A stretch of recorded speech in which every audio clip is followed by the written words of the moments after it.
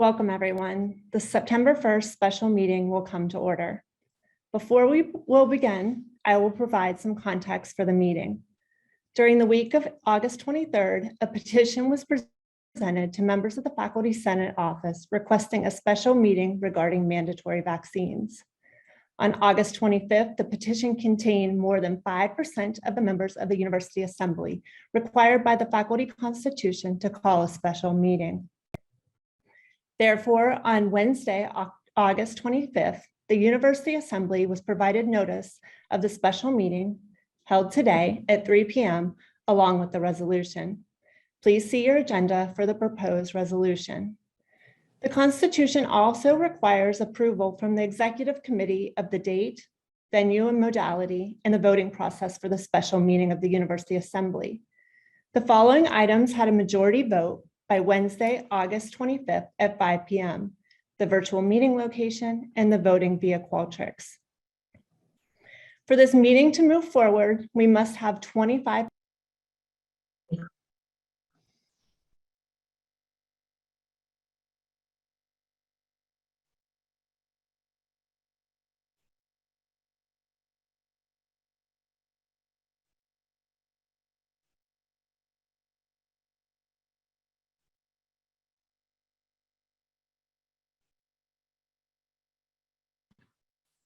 Thank you for your patience. We're still making sure that we have a quorum.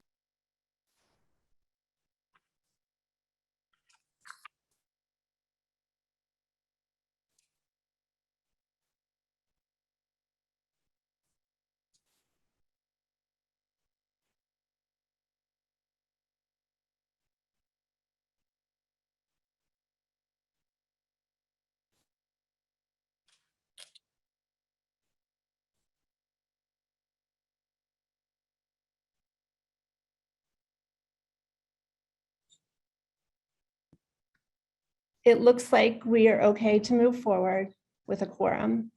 Please remember that to continue the meeting, we must, and move to a vote, we must remain a quorum.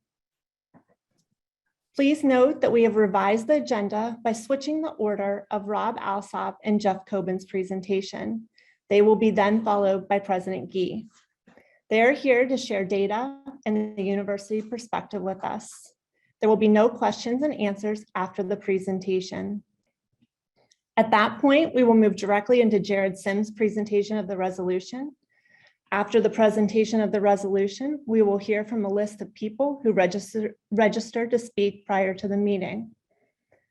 At that point in the meeting, I will ask everyone who signed up previously to raise their hand. We will call upon each person in alphabetical order, one by one, and each person will be allotted 90 seconds to speak. After the 90 seconds, the speaker will be muted and the next person will be called. After the registered speakers have spoken, we will open up the meeting to additional people who wish to speak. Once again, speakers that wish to speak at the forum will raise their hand, be called upon, and at that point, they will be unmuted. Before we begin, I want to take a moment and thank the numerous people who worked behind the scenes to make this important virtual meeting happen. This was not as easy as it seems to put it up in a virtual format. Natalie St. Corcoran, Dave Hauser, Scott Wayne, Emily Murphy, Julie Black, Tony Dobies, Joe Webb, Eric Merrill, Kimberly Becker, and LaFaso. You are greatly appreciated. Our first order of business is Jared Sims with the presentation of the resolution.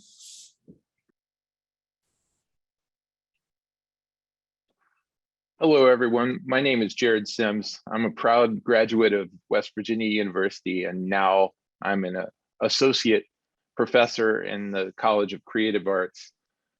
I put forth this resolution because students invest their time, their energy, and their money to come to WVU to learn face-to-face, and we must do whatever is in our power to preserve our ability to provide in-person interactions. Online learning is not at all either desirable, nor is it very effective, and we need to do everything we can to avoid more shutdowns and quarantines. Our students want to feel safe, and they want to be in school and in person to get the best education possible. Before COVID, we had serious conversations in the faculty senate meetings about the concerns that we have about the mental health of our students. COVID has had a tremendously negative effect on the mental health of our entire campus community. There is some opposition to vaccines, but the FDA has now approved the Pfizer vaccine, and vaccine requirements have been commonplace for several decades in this country. Having all of our campus community vaccinated is the best way to move forward to protect the investment that we've made in this university and the education of our students. I represent the performing arts, where we best teach and interact with our students face-to-face. In many cases, it's not even possible for our students to wear a mask and fulfill the requirements of their degree program. These include activities such as playing a trumpet or singing.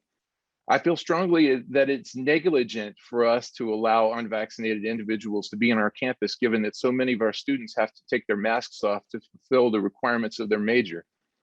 I'm aware that there are a small number of people who are medically exempt from receiving the vaccine. However, all other adults on this campus should be vaccinated. At this time, I'm going to share the resolution.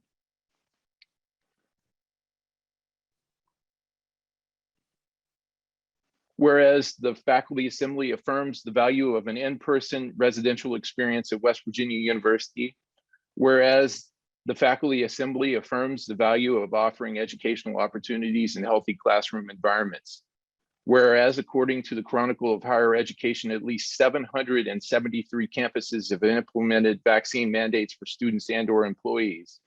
Whereas West Virginia University faculty wish to avoid interruptions in in-person activities due to COVID-19 disease outbreaks.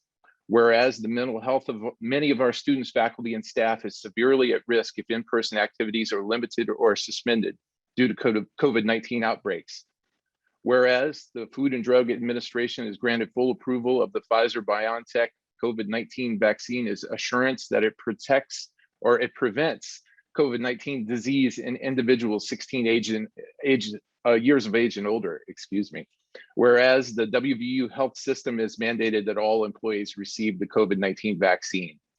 Whereas in the interest of a safe and healthy campus community, West Virginia University has an existing policy that requires students to be immunized against MMR, meningitis, polio, tetanus, and hepatitis B.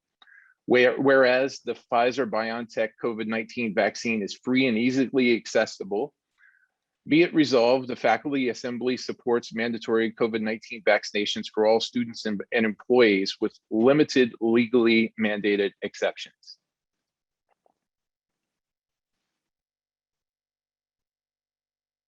Thank you, Jared. Next on our agenda is Jeff Coben. Thank you, Ashley, and good afternoon, everyone. I'd like to spend some time this afternoon providing you with an update on the COVID situation within West Virginia and here at WVU. And then I'd like to conclude with some remarks specifically about the resolution under consideration. As I'm sure most of you know, West Virginia and the nation as a whole is currently in the midst of another surge in COVID-19 cases.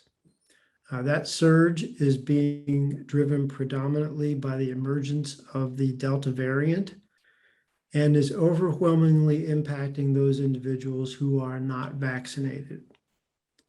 As a result, in West Virginia, we have seen a sharp increase in the number of cases and the number of hospitalizations over the course of the last month. We have not yet reached the peak levels that occurred in January, but we are approaching those levels. While it's impossible to predict with any certainty, if we look at states that were impacted earlier during this recent surge, namely the states of Florida, California, Texas, Missouri, and Louisiana. The history so far has been that the surge has lasted about 7 to 8 weeks in each of those states. The numbers in those states have now plateaued and in most cases are actually decreasing. West Virginia is currently 5 weeks into the surge. So we should expect that our numbers will continue to increase over the course of at least the next 2 to 3 weeks. Here at the university, and these numbers are as of noon yesterday, we had a total of 131 individuals who were in isolation due to a positive COVID-19 test result. Among those 131 individuals, there have been 5 faculty members who've tested positive. None of the faculty members have been hospitalized. One was treated and released in the emergency department. That individual was unvaccinated. All others have been fully vaccinated. None of the 5 faculty members indicated that they thought they were exposed to COVID-19 in the classroom. The majority reported being exposed by other family members or friends. Among our students who've tested positive, there have been 2 individuals who've required hospitalization. One of those students was discharged from the hospital last week, and the other is in the process of being discharged today. In addition to the 131 individuals who've been isolated due to a positive result, there are an additional 270 individuals affiliated with the university who are currently in quarantine as a result of COVID-19 exposures. So we are currently at 131 in isolation and 270 in quarantine. To provide you with some additional context, last year on August 31st, there were 140 individuals in isolation and 472 in quarantine amongst WVU students and employees. I'd like to now turn and speak more specifically about the issue of the vaccine mandate. First and foremost, there is no question that we firmly believe the COVID vaccines are safe, are highly effective, and are the most important tool that we have to help reduce the spread of COVID-19. We strongly encourage vaccination, and we want every student and employee to get a vaccine. If you are vaccinated, you have a high level of protection from getting seriously ill. And if you take additional precautions, such as masking while indoors, you'll have an even greater level of protection. But the question at hand is whether a vaccine mandate is the best or most desirable approach at this time. Last spring, as we were preparing for the fall semester, and the vaccines were still under emergency use authorization, we set a target goal of having 70% of our campus community being fully vaccinated.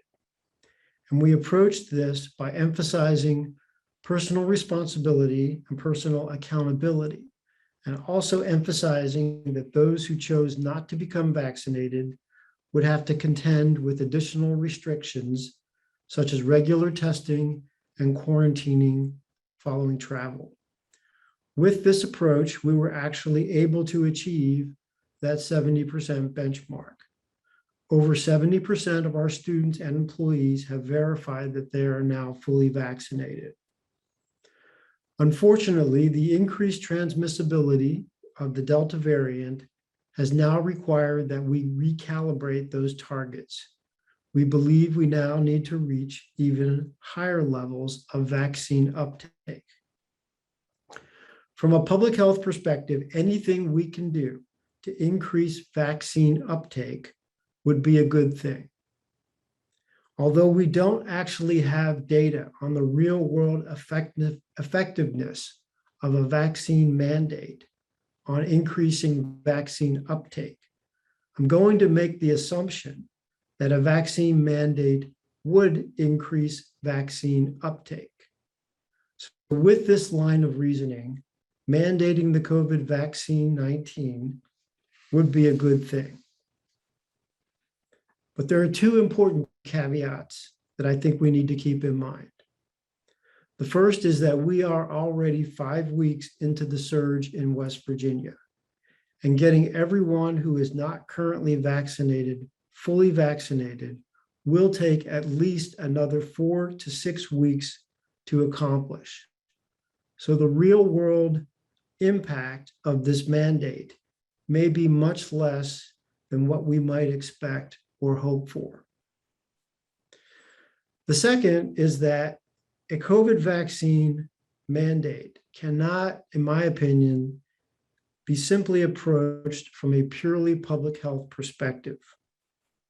Because from a purely public health perspective, while a COVID-19 mandate could be a positive intervention, the same can be said about several other issues. For example, from a purely public health perspective, we should advocate for the banning of all tobacco products. We should advocate for the prohibition and elimination of all alcohol products. And we should advocate for the removal of all guns and the ban of the sale of any firearms in this country. My point is that each one of these issues, whether it's a COVID-19 vaccine mandate, tobacco sales, alcohol sales, or firearm ownership, involves not only public health considerations, but also the balancing of these concerns with the personal freedoms and individual self-determination rights that are so highly valued in our society.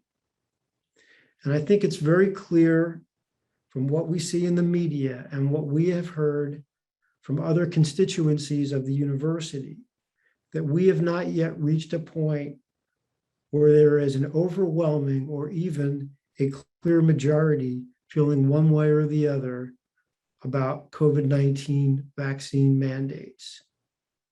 These are the difficult challenges that face our leaders, both our political leaders and our university leaders, as they attempt to navigate with us through the current crisis and the current climate. So I'm going to turn it over to Rob to further elaborate on those decisions, but I would like to make one final plea before I finish, and that is to please recognize that we're all in this together. This should not be an us versus them conversation. These are very difficult times, very difficult decisions that we're attempting to balance.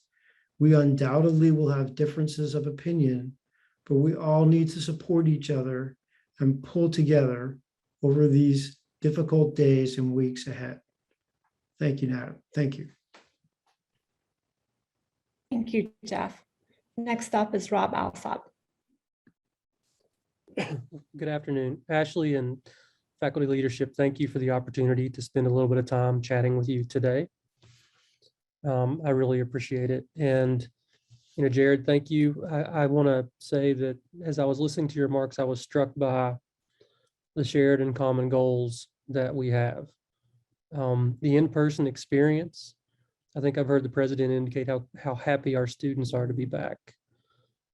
And working through that in-person experience is something that there's no substitute for. And it just makes me happy, Jared, to hear you say that, and that we're all committed to that. And I think that is a common goal that we all share, and we certainly think about as we try to work through what's a really tough pandemic. And I want to appreciate you for recognizing that. Jared, we also agree that vaccinations are safe and our best way to manage this pandemic. And I'll get to some of our thought process as to our current position here in a minute, but I think a couple of just introductory comments are important for some perspective. We agree that everyone not only should, but needs to take the vaccine, except in very few instances. We know, and the data is clear, as Jeff indicated, that if you are vaccinated, you have a high level of protection.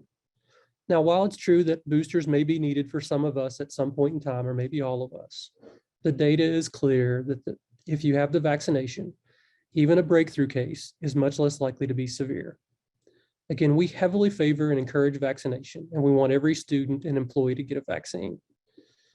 As Jeff indicated, and our health experts that we talk to often, they've indicated that if we can get to 85% of our community with protective antibodies, we will be in a good position to significantly slow the spread of the Delta variant.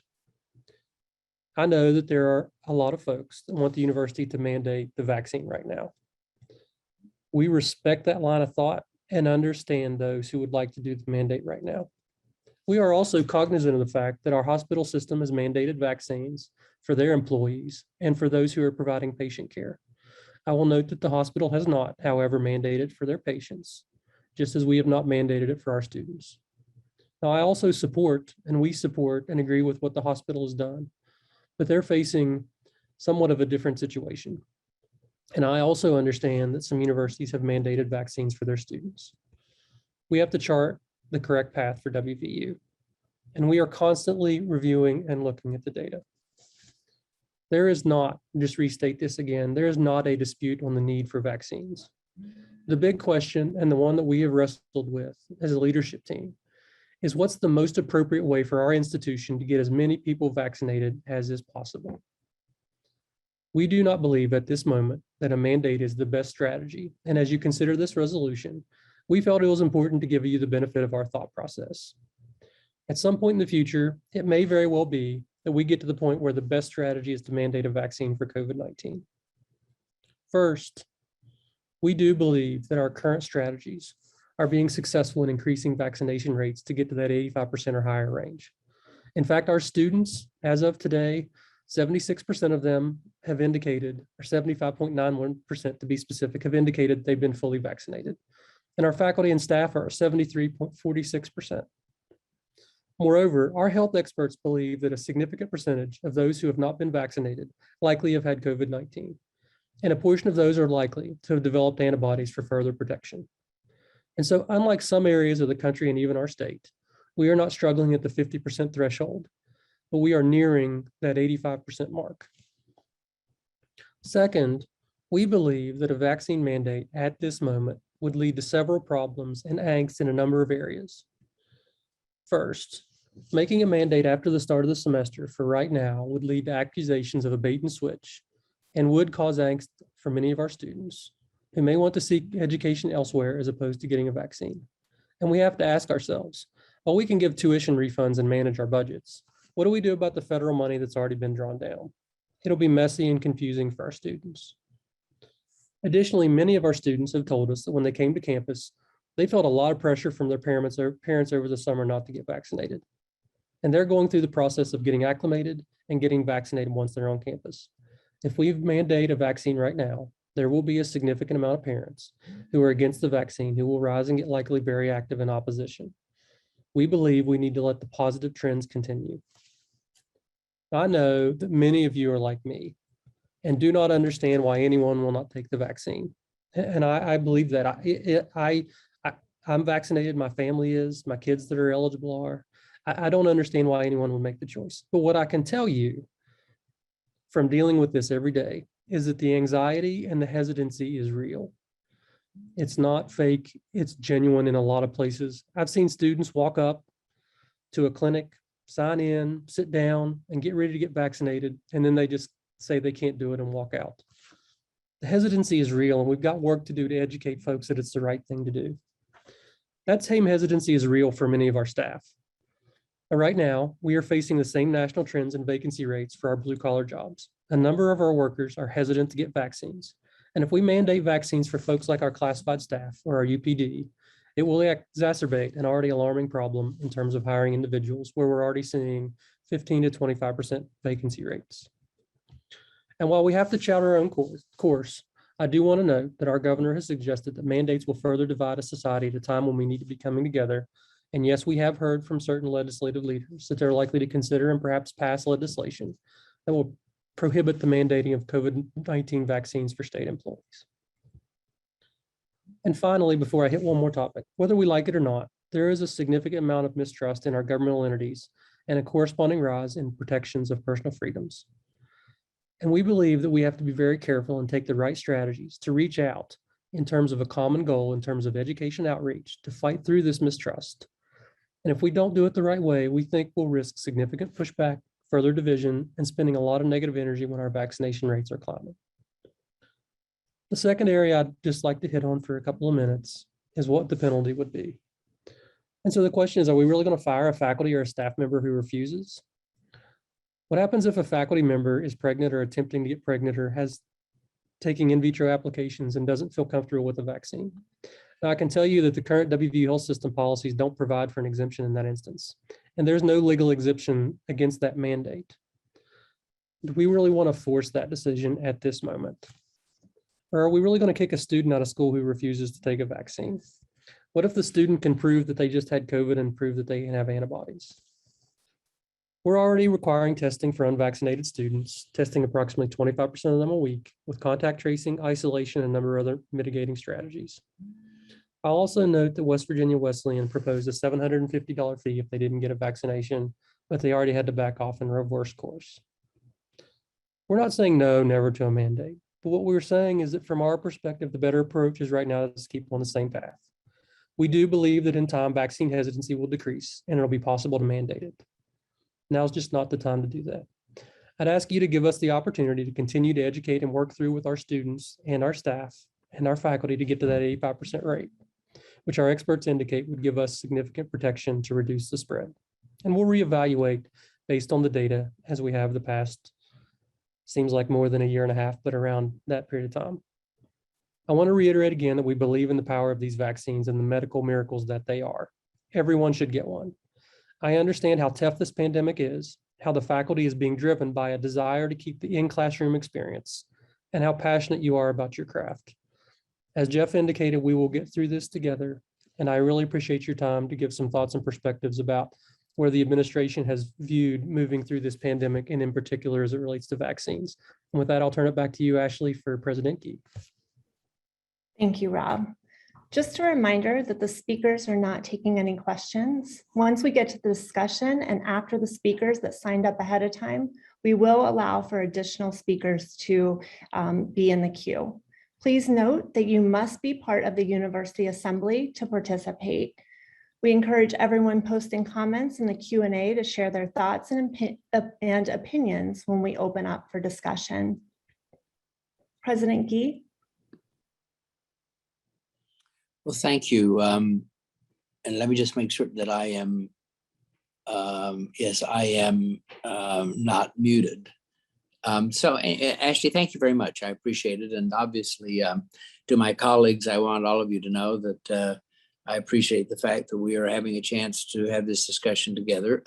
I might note to Professor Sims, who now lives in the house that we first purchased in 1978 when we came to Morgantown, that I value and appreciate his thoughtful approach. In fact, I agree with almost everything in his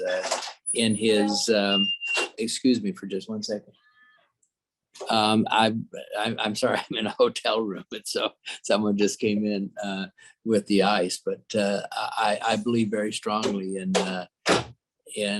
what that resolution has to say about our need to be in class, our need for our students to have the opportunity to participate in campus learning. I was telling, and Rob alluded to this, that in my 41 years as university president, I can honestly say that I have never seen a more joyful group of young people than I've seen over the last 2 or 3 weeks as I've been out among them. They are just overjoyed to be here. And so we all want to make that happen in terms of their safety, their security, and their opportunity to be in class. So Dr. Coben and Mr. Alsop have explained, and I think very well, and I might add that this is a challenging and precarious time we find ourselves in. First, let me just say, for the record, that I believe in the vaccine. Anyone who knows me knows that I probably would force myself to the front of the line if I had to.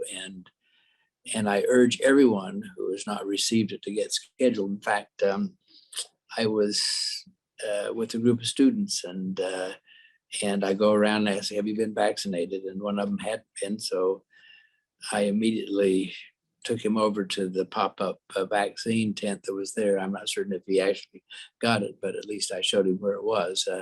And we know that the vaccine is the best defense we have against this virus. And we've been urging since early summer for everyone to take personal responsibility. Secondly, I'm just going to say this as clearly as I can. I do not believe in a mandate for this vaccine, for the COVID-19 vaccine. Rarely, and this has been proven time and again, do mandates work. And in this current time, I believe that a mandate will only create more division. Let me just point out that if you were sitting in my chair, you represent the interest of a large group of people. I represent the interest of the faculty. I represent the interest of our students and of our staff. We have about 30,000+ people who work at the institution, and then their families. But I also represent the interest of alumni and friends, and of the parents that are there, 1.8 million West Virginians, all of whom have a stake in the quality of this institution and its future, and obviously our legislative leaders. So there is a large constituency that are represented here, and there is great division. Do not believe that it is a small minority. There is a large division. I was with an honors class the other evening. There were about 25 of our best and brightest there. I asked them, how many of you have been vaccinated? Every one of them had been vaccinated. Then I asked, how many of you support a mandate? A third of them supported a mandate. So it's not about vaccination, but it is about a sense of quality of free will and what our students believe in this instance, opportunity. And as you know, our staff is very divided on this. So we know this, our vaccination rates are improving every day. We way exceeded where we thought we were going to be, and we're fast approaching where we want to be. We have multiple means of protection. When I talk about this to our faculty, we have mask mandates in the classroom. Any faculty member can get an N95 mask immediately. Plexiglass is available. All those protections are available. Our campus community is stepping up to do the right thing. But the bottom line is this, any decision we have made during this pandemic has been driven by data. I remember early on in the faculty senate meeting, we said that we would follow the science, and that's what we're doing. The data will continue to drive our decisions. So I value every one of you. I want everyone to be safe. I want us to have a great semester. I want us to have a great year. I want us to be in line. I want to say to Professor Sims again, I really value and appreciate what he had to say. And I'm listening to all of our constituents and their opinions. I'm listening to all of our constituents and their opinions, but the data at this time support the measures we currently have in place. And that is my belief, and that is what I believe is the best interest of the university to pursue. That middle course has brought us to where we are now, and I believe has proven to be very wise. So Ashley, I thank you for letting me be here, and appreciate the assembly, and appreciate everyone who was listening today. Hey, Thank Ashley. you, yes, thank you, President Key. Rob? So I've received about 20 texts suggesting something. Could I just clarify one quick thing, and then I'll be quiet? I won't take 30 seconds. Just quickly, if that'd be okay. Yes. So I was not suggesting that it is unsafe for pregnant soon-to-be mothers to take the vaccine. What I was suggesting is that I've heard from some that are hesitant in forcing that choice. And so I completely understand that it is completely safe for those who are pregnant to take one. It was only the question of hesitancy. And so I apologize if anyone heard me to say that it was not safe for pregnant soon-to-be moms. It is safe and effective, and the CDC has indicated. So I apologize, but I just wanted to make sure that folks, I was not trying to suggest that it was not safe for those in that situation. Thank you, Rob, for clarifying. Thank you, President Key. Thank you, Jeff, for all coming and giving us the university perspective and sharing the data with us. We will now move to members who have previously signed up to share. While I'm speaking, if you could please raise your hand if you signed up in advance. Julie Black will then call on each of you alphabetically in order, one by one. After 90 seconds, you will be muted and the next person will be called. Just a reminder that we are all members of the university community. While we may not all agree, we can use this forum not only to share thoughts and ideas, but also to listen to each other. While our opinion may not change on the vaccine mandate, we will have expanded our thinking and shared in a meaningful experience. Julie, do we have our first speaker ready? Yes, we do. It's Alvin Moss. I am unmuting you now. Let me see. Thank you, Al. Thank you, Julie. Yep. Let me hold on 1 second. There we go. All right, Alvin, you have the floor. Please remember 90 seconds. Thank you. Okay, I have a question and then a proposed amendment. According to the CDC, for the age range of most of the WVU community, which is 18 to 49-year-olds, the survival for COVID is 99.985%. And the CDC says that at least 30% of the infected are asymptomatic. The average age of those who die from COVID is 78 years old, and 94% of them have more than 2 underlying medical conditions. So my question is, does the extremely low risk of death and serious illness in WVU faculty, students, and staff justify mandating the vaccines? Now, my proposed amendment. Multiple studies show that natural immunity after SARS-CoV-2 virus infection is superior to vaccine-induced immunity. The largest real-world study to date, reported from Israel last week, compared natural immunity to 2-dose vaccine-induced immunity in patients with the Delta variant. It found natural immunity affords longer lasting and stronger protection against infection, symptomatic disease, and hospitalization. Therefore, I move to amend the resolution by inserting the words, exception of those with natural immunity to the SARS-CoV-2 virus. And the resolution would now read, the Faculty Assembly supports mandatory COVID-19 vaccinations for all students and employees, with the exception of those with natural immunity to the SARS-CoV-2 virus and limited legally mandated exceptions. Thank you.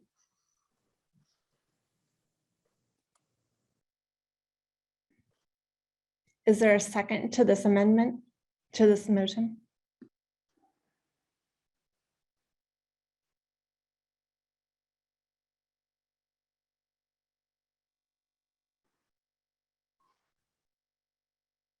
I believe we're seeing Gwen raise her hand, or if you could put it in the Q&A so that we could record it.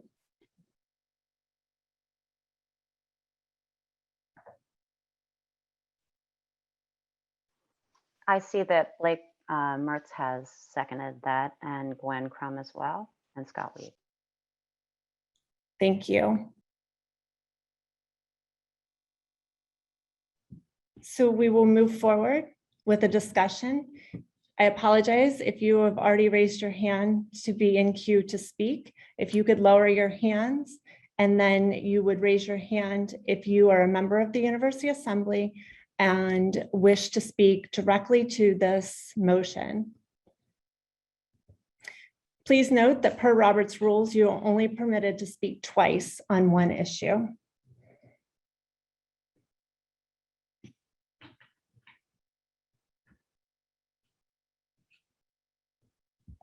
Marie Abate, if we could unmute Marie. Marie has been unmuted. Thank you. Okay. The vaccine should be mandated. There comes a point in time at which the needs of many outweigh the desires of the few. A person can drink alcohol or smoke, but for public health, we have laws to help prevent drunk driving or forcing others to inhale smoke. Why do we need a mandate? A person with COVID can endanger or kill others around them, even if they have little or no effect from the virus. If a person becomes ill from COVID and needs treatment, they negatively impact our healthcare system. This virus is also unusual in that it has some effects in the body that have been unpredictable, long-term in many, and rather baffling to scientists thus far. COVID has had a disruptive and profound negative impact on the US and world's economy and lifestyle to a degree not before experienced in our lifetime. Finally, and importantly, the longer this virus is allowed to circulate, it will mutate to a variant likely even more contagious and deadly than Delta. These factors together reach the point at which the needs of our university and society should prevail. Let's help in this now and do what other schools like Harvard and the University of Michigan have done. Protect us by mandating the vaccine. Thank you. Is there anyone else that would like to speak directly to the proposed amendment? Karen Culcasey?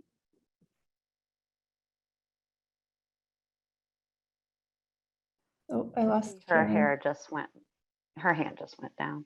Okay. Todd Tenenholz? I apologize if I'm mispronouncing your name. Todd, you're able to talk. Please remember yes, that we're only going to speak on the proposed amendment, not the larger issue of the vaccine mandate. Thank you. This is regards to the proposed amendment. Dr. Moss has mentioned research that purports to compare natural immunity to vaccine-induced immunity. He has failed to mention that this research is not peer-reviewed. And there has been a history of discussing research in less than medically rigorous ways. And this is an example of that.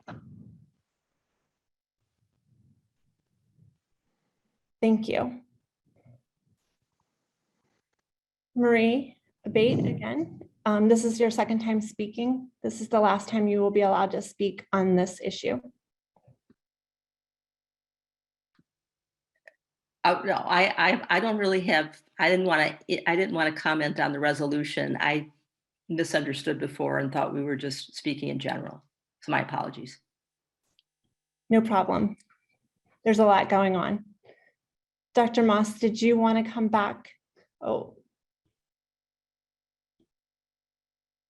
Did you have something else that you wanted to share? Yes, I did want to share if I may. So I heard what Dr. Tenenholz said, and he's a respected colleague, but he should know that the research I'm referring to is from the Cleveland Clinic. It's from Rockefeller University in New York, and it's from 3 major academic institutions in Israel. And the study from Israel last week was over 60,000 patients. And patients who had natural immunity were 5 times less likely to be infected than patients who were fully vaccinated. So the research is really quite strong, supporting that natural immunity, which takes advantage of memory B cells, memory T cells, as well as the antibodies that the vaccines might produce, is really stronger. And that's what the research has shown. And in Israel right now, we're dealing with the problem that the effectiveness of the vaccines are waning. You may have read in Israel that in July and early August, the vaccines are only 16% effective. So clearly the vaccine-induced immunity is much weaker than the natural immunity, which has been shown to last over a year. Thank you. Thank you. So next up, Mark.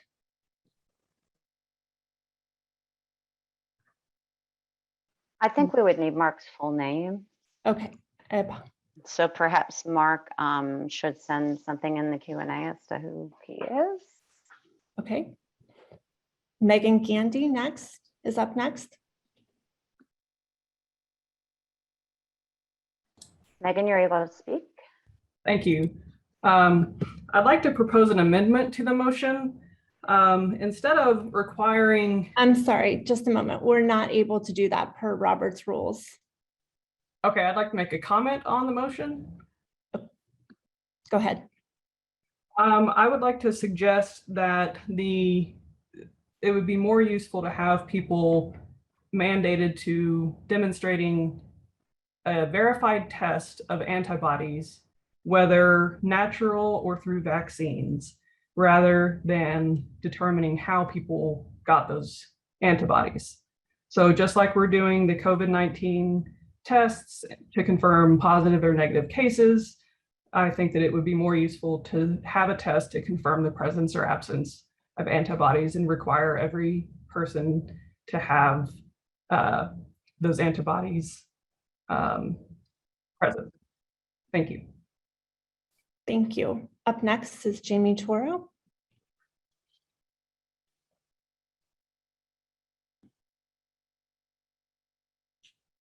All right, Jamie, you can speak. Thank you. I am not a doctor of medicine. I am a doctor of rocks.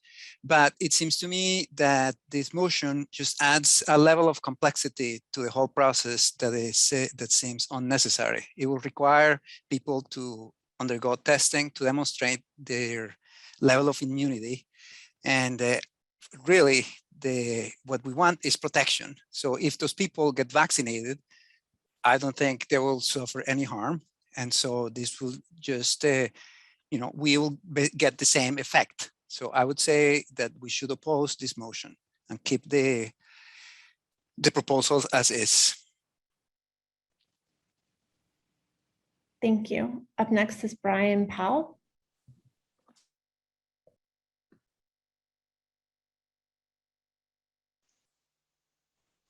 All right, Brian, you can speak.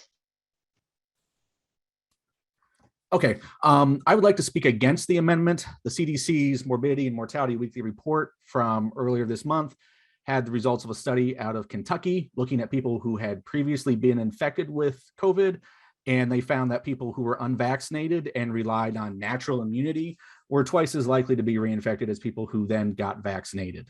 Vaccination is easy to go through and check and document, and it's more effective. We shouldn't be messing around here. We want the most effective protection possible. Thank you. Todd Tenenholtz, just a reminder that this is your second time speaking on the issue. I would like to mention that while I did hear Dr. Moss's comments, I did not hear him stating that this research was peer reviewed. And that is really what we should be looking for in medical research. I would also like to comment that the proposed amendment does not state what natural immunity constitutes.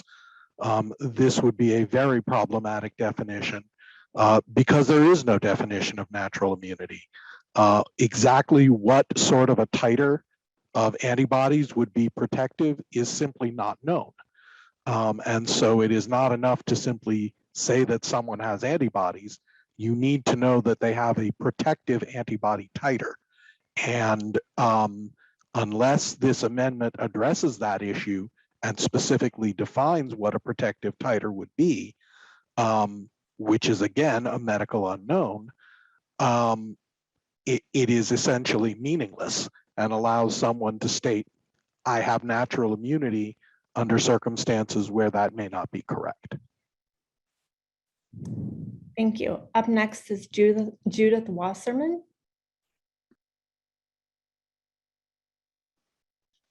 Okay, Judith, you are unmuted. All right, there you go. Thank you for this meeting, first of all. And I also agree that I want to throw my hat in opposing this resolution as well. I feel like the research is really ongoing. Judith, just a reminder that we're talking about the amendment Right, to the the amendment. resolution. Okay, just a reminder. Thanks. Yeah, sorry, I'm done. My terminology is off, but I am referring to the amendment that I am opposing it as well as the last few people who spoke. The research is really ongoing. The situation is emerging continuously with the various variants. And the research, and I just looked it up on a Google search while we're talking. I mean, I think we need to have time to evaluate all the different research studies that are coming out. But this one specifically does state that the Israeli research is not peer reviewed. That has been proven by many other research studies that the natural immunity from getting the virus wanes very rapidly over time and possibly even with the vaccination, meaning that the boosters might be necessary. So I agree that it adds a lot of layers of complexity and a lot of knowledge that I don't think anybody really knows for sure at this moment. What we do know is the vaccine is effective, and the only way that we can ensure a safe campus is to totally require it. Thank you. Thank you. Up next is Matt Martin. Hello. Matt, you've been on. Yep. I don't know if Dr. Clay Marsh is here, the state COVID czar, but he's been very clear at the governor's press conferences that even those that have had COVID need to be vaccinated. He said it over and over again. So I'm just going by what he says at the governor's press conferences. Thank you. Great. I see that Christine, you have your hand raised. Please put in the Q&A your last name so we can verify that you're part of the University Assembly, and then we can call on you. Up next is William Brustein.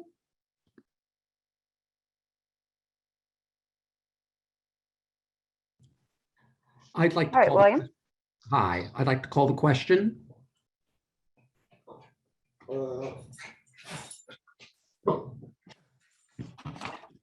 Okay.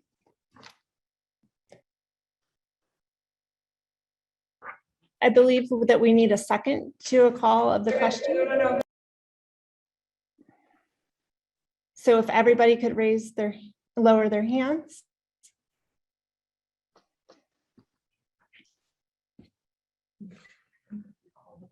Ralph Utzman has seconded the question. Hang on a sec. Hang on a sec. Actually, we're working on some stuff on the back end here. Just hang on a sec.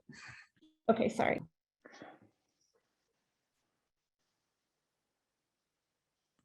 Ashley, William Brustein is not a member of the Faculty Assembly, so I do not believe he can call the question. Thank you. I apologize for the people that have lowered their hand. If you still would like to comment on this issue, please raise your hand. Scott Weed, I see you. We will unmute you.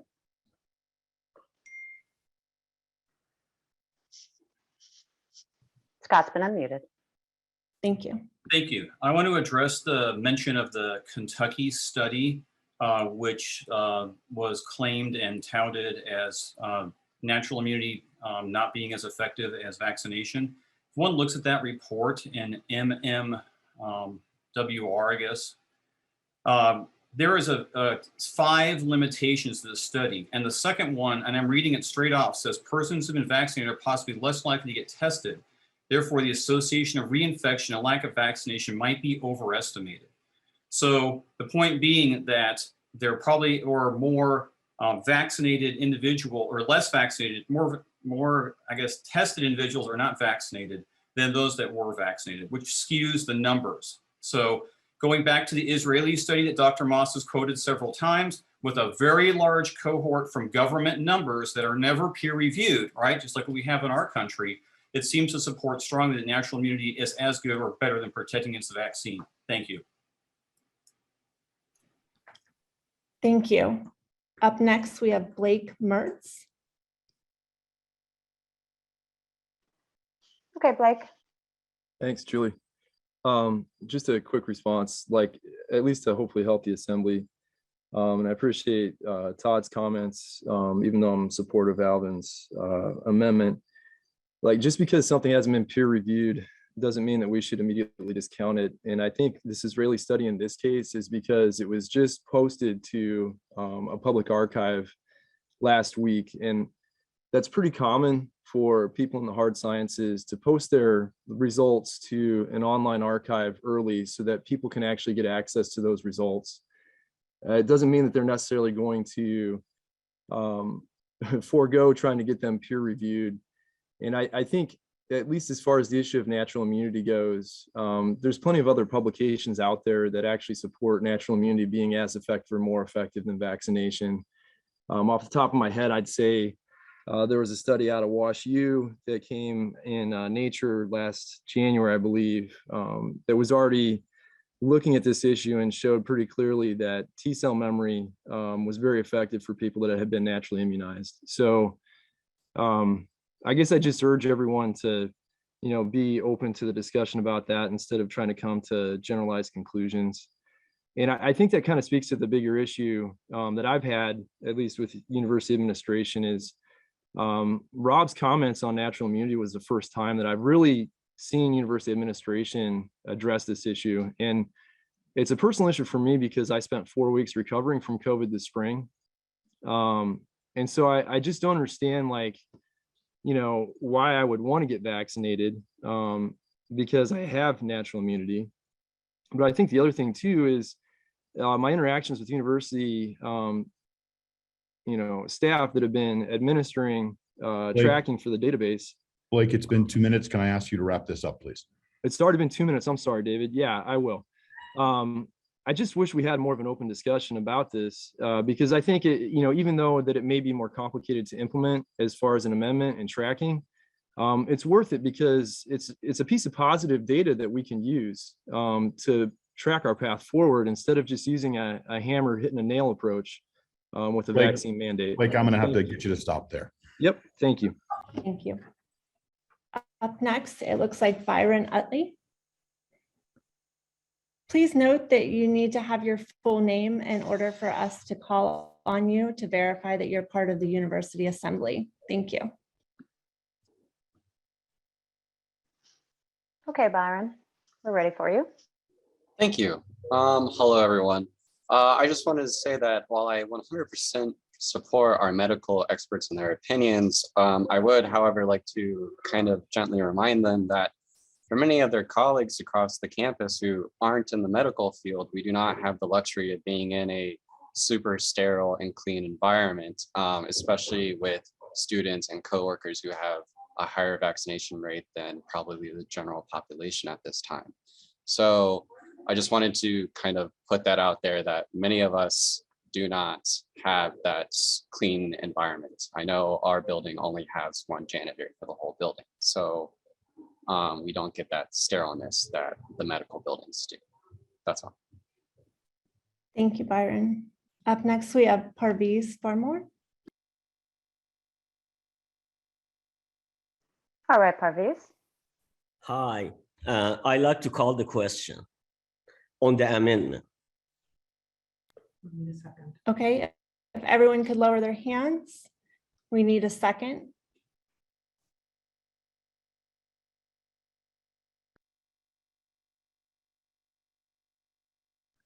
It looks like we have a second. If everyone could lower their hands again.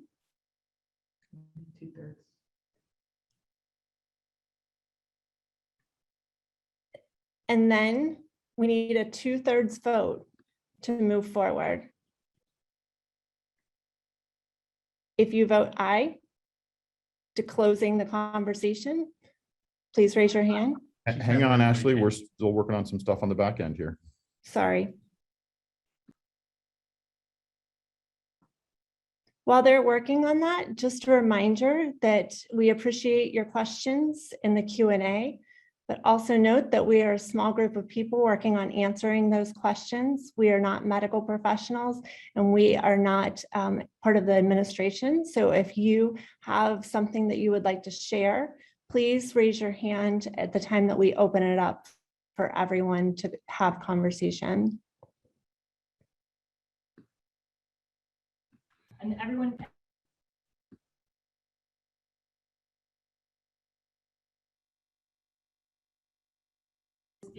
So we're going to post a link in chat to a Google Docs, a Google form that will let people vote. You will need your ID, WVU credentials to log in, and we will pause for 15 minutes for this vote to happen.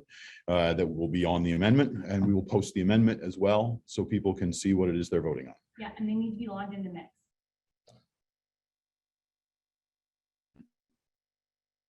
So as Dave and Natalie were sharing, we're going to move to a vote. You will receive a link in the chat. Your university credentials will be required. You will need to be logged into your Mix account. A 15-minute countdown will appear on the screen during the vote.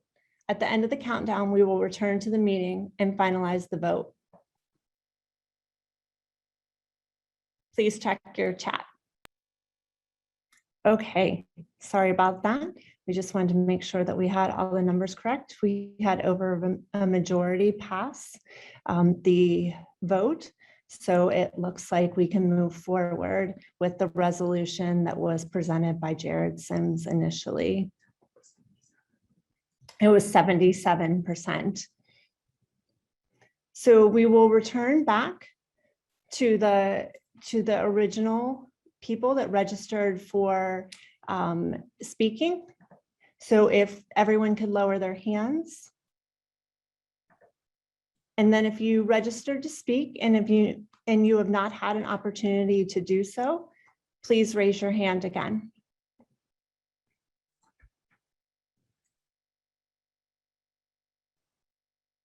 We will return to the alphabetical order. Julie, Okay. after Dr. Moss, who is the next person that is up? Let's see. Are we just going by the hands raised at the moment? But we're going to return to the people that signed up ahead of time. Okay. So we'll go back to our alphabetical order list. Okay, let's go back to, let me find Blake Mertz.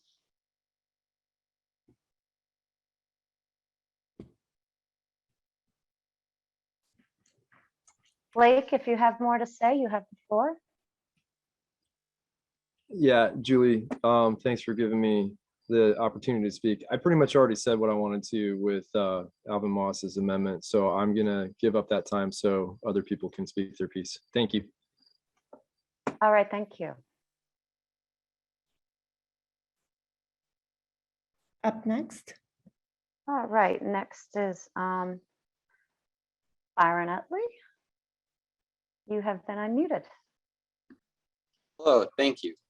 So I just wanted to say that I, like Jared and many of you, also graduated from this university. I know what my program can do with in-person learning, teaching carpentry and welding skills that are certainly taught better in person and hands-on. I'm sure many other majors have similar classes. Their learning and therefore the quality of their degree from WU suffered under our remote learning moments last year. Without a mandate, one student has the ability to have a negative impact on the learning of dozens of students, if not more.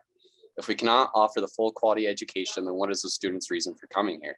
I think passing this resolution not only has the ability to affect our university community, not only in the short term, but has the ability to affect us, students, and the university in the long term.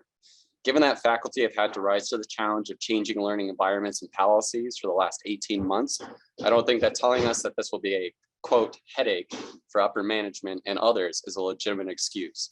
It is your job to deal with these headaches, or as I was taught to call them, challenges, to create a safe and responsible learning environment for all. Mountaineers go first. This is our opportunity to rise to the challenge and set the status quo. Thank you. That's all.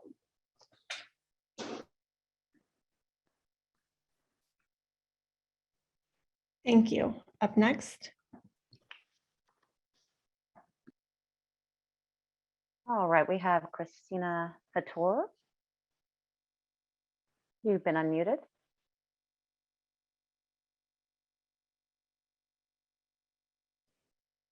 Hi, everybody. I'm Christina Fattori. I'm an associate professor in the Department of Political Science. Our mission as a land-grant institution is to create a diverse and inclusive culture that advances education, healthcare, and prosperity for all by providing access and opportunity. Right now, we cannot carry out that mission if we do not require the COVID vaccine. Our students are falling ill and are unable to come to class because of COVID. As Dr. Coben said, the numbers are just going to keep increasing. Yes, we have put that decision on their shoulders, but it's not enough. We are a community, and as a community, we should be concerned for each other. In fact, that's part of our values. Those of us with children who are too young to be vaccinated, those of us that are immunocompromised, and those of us who cannot take the vaccine for whatever reason are dependent upon the actions of others. We are a community, and as one, we need to take care of each other and put our collective health concerns first. Therefore, I am very much in favor of the vaccine mandate. Thank you. Thank you, Christina. Just to clarify, I want to return back to the proposed amendment. The amendment failed. And then we are moving forward with talking about the original resolution. I just want to make sure that everyone was clear and where we're moving, how we're moving forward. So I thank you for your patience. We're all learning on this side, and we have multiple people that are working together to do this. So thank you. So up next, Julie. We have Heather Stevens. Thank You've you. been, yep. Thank you for giving me the opportunity to speak. We know how to prevent the spread of COVID-19 and slow down this virus and prevent future variants, making sure that everyone who is eligible gets a vaccine. Jeff Coben pointed out that West Virginia has one of the highest growth rates in new COVID cases in the country, and vaccination rates in West Virginia are more than 12% below the national average, and that gap has only been increasing. Almost everyone who attends school or works here at WVU has been required to get a series of vaccinations throughout their lives to attend school, including the current vaccination requirements for WVU students. The university on the website said it would revisit protocols today if the university community didn't reach an 80% vaccination rate. It's September 1st. What are the new protocols? I don't feel safe in our buildings with unvaccinated, unmasked people walking around. I don't believe that it's fair that we don't even know who is vaccinated and who is not. We are acting like this is 2019 and it's not. Unlike some other behaviors, people who do not get a vaccine are affecting the rest of us, putting even those of us who are vaccinated at risk of infection. Interactions among unvaccinated people are how new variants develop, which may make all of us more vulnerable. We gave people time to be responsible. Now is the time to worry about the greater welfare of our university family and our society. As an institution of higher education, an R1 research institution, we should be modeling the science. We should follow the lead of our peer and aspirational institutions, including— Heather, if I could ask you to wrap this up, please. I'm 1 second, I was about to be done, including Louisiana State University, Ohio State University, and others. We need a vaccine requirement, and I strongly support this resolution. That way, so. Thank you. Up next. All right, we have Hope Collier. Sorry if I said your last name wrong. You said it perfectly. I am Hope Collier. I look like a Bichon Frise, but really I'm not. I am professor of voice in the School of Music. It is my belief that we should be vaccinated. All of us should be vaccinated, but I do not think that now is the correct time to make a mandate. And these are my reasons. Thank you to all the people who spoke before me, and thank you to all of you for being willing to have an open conversation about this. I think, first of all, it's important that we never let our fear dictate others' behavior. That's one thing. I understand all the arguments that have been made. I agree with them in principle, but I still think that while we are a culture of diversity at the university, we also have to embrace diversity of thought. And this is one way we can do it. I know that creating a mandate will have many, both foreseen and unforeseen unintended consequences. And especially creating a mandate at this point in time when students are already here, they've already paid their tuition, they've already been given at least an implied promise that this is what their education is going to be this year. It would be unfair and unethical, in my view, to ask them at this point, now you have to do this, or your tuition is forfeit, or you don't get to be in person, or something. I think we've already told them what we're going to do, and we have to stay with that. If we decide at some point to do a mandate, to create a mandate, it should be at a time when all the students— Hope, can I get you to please wrap this up? Yes, it's my last sentence— will have a choice of whether or not they want to be at WVU. That's the end. Thank you. Thank you. Next would be Joseph DeGroff, but I don't see that person. So Judith Wasserman is next. Let me unmute Judith. Okay, Judith. Yeah, here. Thanks. Yeah, actually, Heather Stevens said a lot of what I would have liked to have said. Well put. I also support this. I am also thinking, and this is just from the last person who spoke, that I think it will be tricky to do it now and have people forfeit this semester. So wondering if that might be a resolution of the timeline being by next semester. And this is totally impromptu. I wasn't thinking of this before, so I'm not sure how to formally do that, but I think that is a valid point. I think it would be tough to have students be forced to get vaccinated or leave at this point. So is there, how does that work as far as making an amendment?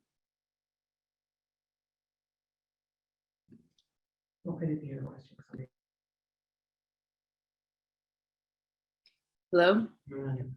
Yes, you could make a motion with whatever you propose for the Yeah, I amendment. mean, and again, I didn't formulate it because it's just based on what the last person who spoke said in terms of, I believe we need to have this vaccination mandate, but the timeline, I think, can be discussed. So Judith, maybe you take a moment and propose exactly what you want that amendment to say, and then come back. Okay, I did have another quick point though that I was going to make is President Gee mentioned that he was concerned about people not coming, students not coming if we had a mandate. I've actually been in touch with a lot of people that are sending their kids to schools that do have mandates, not only vaccination mandates, but mask mandates. And they clearly stated they would never send their kid to WVU because of the fact that we don't have any of those things. So whereas we may lose some students, we may actually gain quite a few also. And there may be a fear of losing faculty as well if we don't have one, and particularly faculty that might be immunocompromised or have other health issues that make it impossible for them to be in the classroom without a mandate. Judith, we will move forward with a couple other speakers, and then I will return back to you to see if you are prepared with the proposal for the motion. Okay, All right, next we have Marie Abate. I'm going to allow Marie to talk. All right, Marie. I said mine earlier. Okay, just Thank you, making Marie. sure. Yep.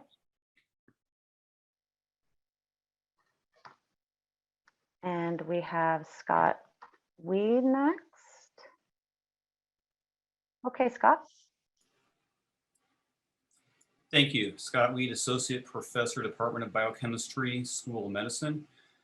The current breakthrough cases we're now experiencing are most likely due to the vaccine being designed against the initial wild-type virus that was dominant last year, not the now present circulating Delta variant. Mutations in Delta render the current Pfizer and other vaccines largely ineffective at blocking infection, as evidenced by the positive cases in returning to campus at Duke. They're at Duke, where 98% of the students are fully vaccinated and 92% of the faculty. There were nearly 400 positive cases reported on Monday. The evidence of the current vaccine is further underscored in Israel, where Israel now no longer considers double vaxxed individuals as having sufficient protection. Those people are considered unvaccinated now in that country. Mandating a vaccine, thus, that appears obsolete and ineffective seems pointless. In addition, a quote from Andrew Smith regarding the mandate. People fear what they cannot understand and what they cannot conquer or control. Mandates invoke fear. Fear of losing employment, unenrollment, academic careers built over decades, the unknown long-term effects of mRNA vaccines in humans, and trust that legitimate medical and religious exemptions will not be approved. The creation of such an environment of coerced conformity that a mandate produces is the antithesis of academic freedom in a university setting. This should be avoided at all costs. Thank you. Thank you. Julia, next. Trevor Sorstein. You can talk. I'm sorry if I got your last name wrong. No, you're fine. That's correct. So my focus is on legal liability. So according to my understanding, when a vaccine is approved by the FDA, the production company is legally liable for any adverse reactions or deaths that might result. after receiving the vaccine. Whether that applies in this case is irrelevant in my opinion. I'm just stating a fact. On the other hand, when the FDA grants emergency use authorization, the production company is protected from all liability. So with that in mind, if the vaccine mandate is imposed, does WVU face any liability if the vaccine required is FDA approved, or if it's allowed under emergency use authorization? So that's my first question. Second, the resolution states that whereas the Food and Drug Administration has granted full approval for the Pfizer-BioNTech COVID-19 vaccine, the FDA didn't approve the Pfizer-BioNTech vaccine. The vaccine there is listed as emergency use authorization still. The vaccine that was approved by the FDA is called Comirnaty. And while they're both made with the same formulation and the FDA states that they can be used interchangeably, the FDA specifically noted that they are legally distinct, which again relates to the legal liability question I posed earlier. Further, the resolution states that whereas the Pfizer-BioNTech COVID-19 vaccine is free and easily accessible, and that is true, is that also true of the FDA-approved Comirnaty vaccine? Again, the FDA considers them as legally distinct. Therefore, I question whether it's fair to mandate an FDA-approved vaccine that may not at this time be easily accessible to our students, faculty, and staff. With that in mind, if the focus of the resolution is on the FDA-approved vaccine, then I would move that the resolution be amended by striking out the following words: Pfizer-BioNTech COVID-19 vaccine, and adding the words Comirnaty vaccine. However, by doing so, I do not know if all the parts of the resolution still hold true, mainly that free and readily accessible phrase specifically. Thank you. He needs a second. Okay, since Trevor proposed that, we need to lower hands again. And there needs to be a second. Trevor, would you like to repeat that again for everyone?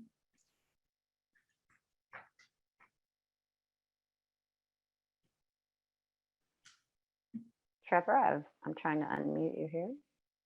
You can talk.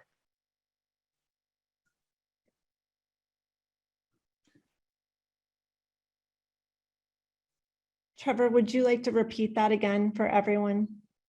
Sorry, I thought I was unmuted. Can you hear me now? Okay. Yep.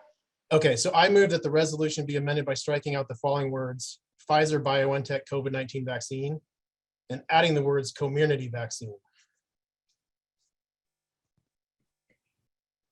It looks like that we have a second on that, so we will move forward to discussion. Please raise your hand in the chat only if you're a member of the University Assembly. In the order the hands are raised, you will be called upon. Again, this is a time to only speak about the proposed amendment that Trevor just shared, not the larger issue of the vaccine mandate. Per Robert's rules, you are only permitted to speak twice on one issue.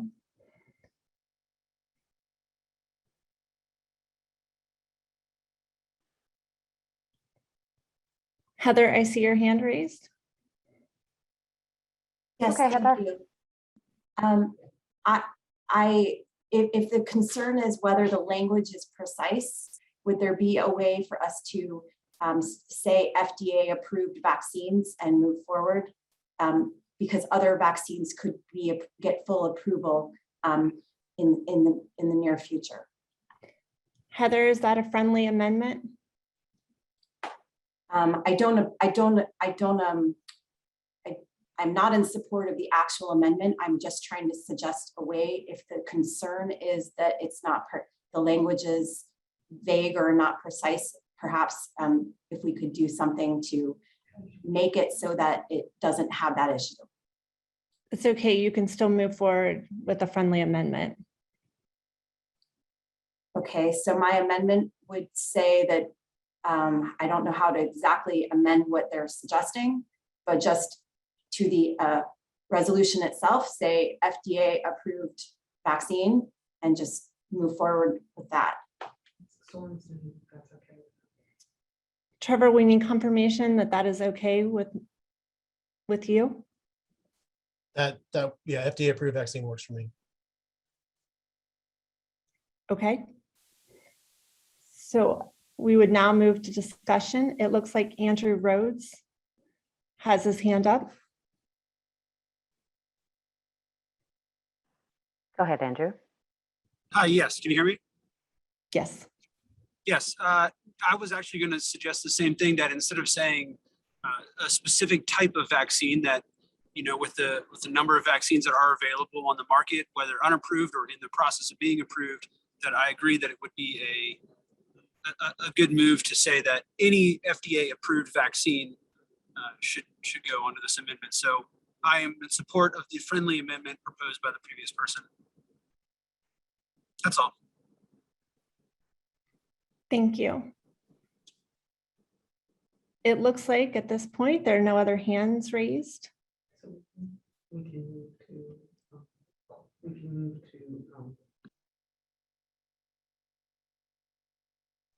We can move to vote on this. Oh, we got some hands. Okay, let's move forward. Alvin Moss. Go ahead, Alvin. Hi, thank you. So I think it's important to understand that the FDA approved vaccines were developed against the initial Wuhan strain of the virus, and that we're now at least 4 mutant strains beyond that. And the Delta variant is 99.1% of all the circulating SARS-CoV-2 virus in the United States, according to the CDC from August 28th. And it's the Delta variant that Israel, who has the most experience with the Delta variant because they vaccinated a large percentage of their population early on in January. It's the Delta variant where now Israel is saying it's only 16% effective. So I would not favor the resolution or the amendment because this is now a largely ineffective vaccine. And Rachel Walensky, who's the director of the CDC herself, said in a press conference last week, she's seriously concerned about what's going to happen this fall because the vaccines are not working. That's the reason why the CDC suggested a booster. But unfortunately, the booster itself is still made against the original Wuhan strain. It's not against the Delta variant. Thank you. Thank you. Next would be Ron Delaney. Okay, Ron. I just, as a point of clarification, where exactly would that amendment go within the proposal? It's not clear to me how that would, where that would be placed exactly. Trevor, I'd like to call you back to see if you could restate where that would be inserted in the resolution.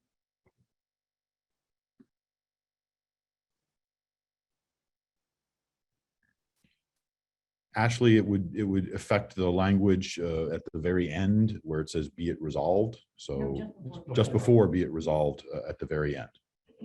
Whereas the FDA-approved vaccine is free and accessible. Ron, does that clarify for you? Yes, except then are we saying that only FDA-approved vaccinations are sufficient to satisfy the intent of this proposal? I mean, I think if we're requiring vaccinations, then the individual would have the choice of an FDA-approved vaccination or one that has not yet achieved that. So I guess to me, it's not clear that that maintains the intention of the original proposal.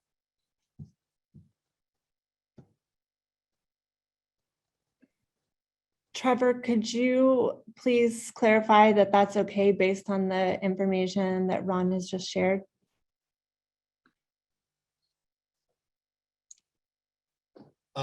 That's part of the concern I had with making the amendment is in the 6th paragraph of the resolution. It says, whereas the FDA has granted full approval of the Pfizer COVID-19 vaccine. That's true, but it's a different name. So if we could change that to say something related to any FDA approved vaccine. But my bigger concern is when we get down to the end where it's free and easily accessible. Again, I don't know if the approved vaccine is technically free and accessible at this point in time to where our students could go and get it in the next month and actually satisfy any condition of a mandate at this point.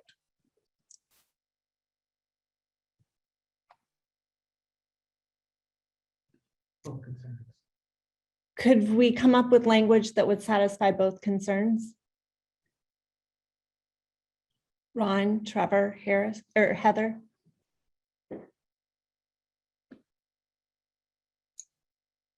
I'd be open to a discussion about that, yeah.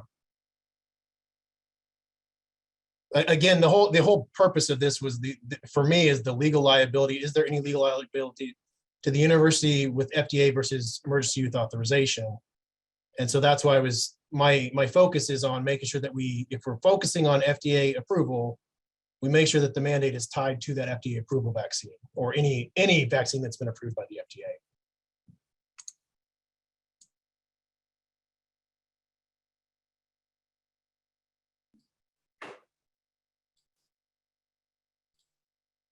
So ask Ron to come up with. I was just trying to propose a way to address Trevor's concern and not change the spirit of the resolution. I'm not sure I can speak further on that.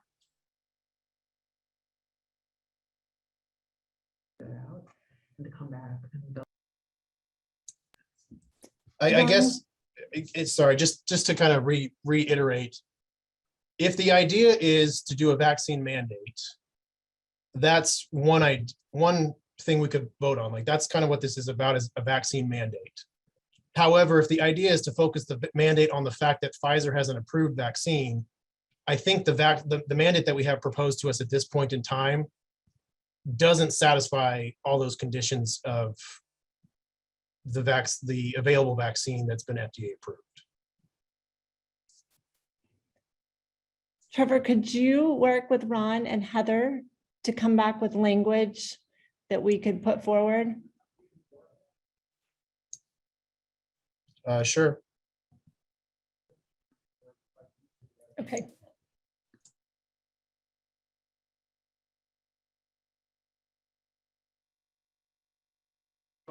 Okay, while they're working on that, we're going to continue to move forward with the discussion. It looks like Frankie Tack is next. All right, Frankie. Thank you. I'm a little confused by this discussion because the whereas statements, each paragraph are simply statements of fact. And the resolution says nothing about the brand or type of vaccine that would be required. So, I mean, if we change the wording to be more specific about exactly which vaccine was approved, I think that's fine. But I think we're muddying the water and mixing in that somehow has to do with what the actual resolution is. Those whereas statements are just statements of fact, and I don't think we ought to get too caught up in those. Thank you. Thank you. Parviz Farmore. All right, Parviz. Thank you. Mine is just a point of clarification. So in the last, when I called for question, usually Robert Rules of Order say you vote on the call question, but I understood we have limited time, you jump into the amendment. But on the page that I had to log in, it didn't say anything about the amendment. It's still the resolution is there. So, I mean, I was confused. So I think somehow this, maybe the secretary could clarify what we're voting on those pages. I know you guys are doing a great job. I mean, don't get me wrong. I wouldn't want to be on your shoes, but I just want to know what people are voting on. And thank you for all these work.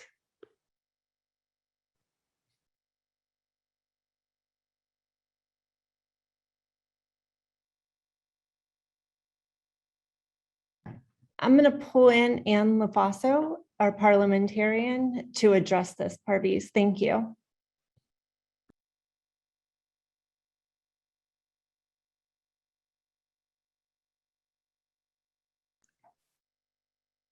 Julie, can we give Ann speaking rights? I was looking for Ann. Is she on the attendee side?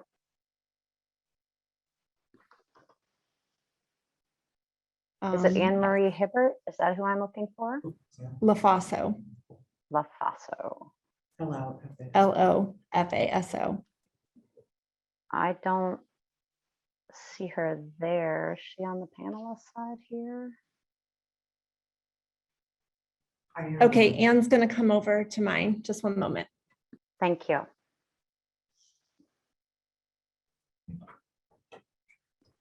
Thanks very much, Parviz. What we're doing to clarify for the future is if you call the question in the future, we will be calling the main question. But if you use the language, I'd like to vote on the amendment, then we will vote on the amendment. We're very sorry about the confusion. There's a lot going on, and that's what we will do going forward. If someone calls the question, then we will vote on the main question without the amendment. And we will first have to vote on we have to have a 2/3 vote to stop all debate. So in other words, we first will have to have if someone does that, if someone calls the question and it is seconded, we have to immediately go to a vote that would then go say that we are willing to now vote on the main question. Okay? Sorry, resolution. Okay? If you want to vote on the amendment, please use the word amendment so that we are clear and that everyone is clear. If there's any questions, I'll try to clarify again, but I'm going to turn it back over to our president.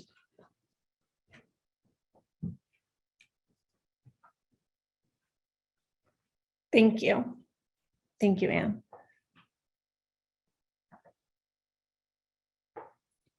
Okay, it looks like we will continue with our discussion and we will move to, we're moving fast. Catherine Moffett, Bradford. Hi, I am an infectious disease specialist, and I want to give a little clarification on a few points that were made recently. It's not that the vaccines are not effective.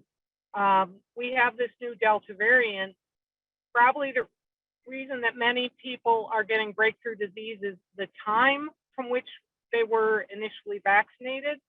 But if you look at the hospitalizations at Ruby Memorial in West Virginia and around the country, 90 to 95% of those hospitalized are unvaccinated, and all the deaths that we've had at Ruby, except for one, have been in unvaccinated people.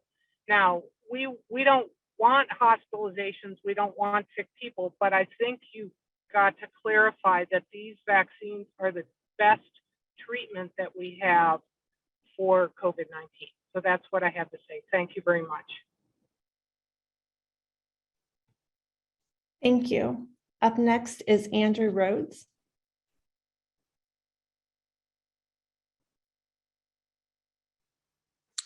Yes, I believe this is my second time speaking on this, so I'll be done after this. But I just wanted to clarify, I reread the original resolution, and I agree with, there was a lady, Miss Tack or Dr. Tack, that spoke.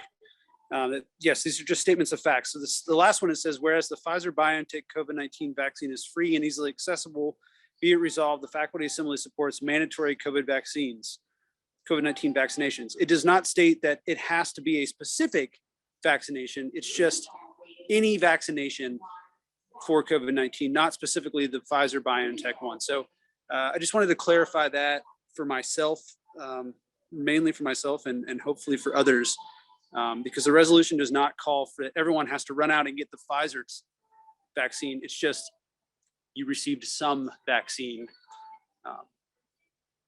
be that, and there's many on the market. So that's it. Thanks. Okay, thank you. Alexei Ivanov would be next.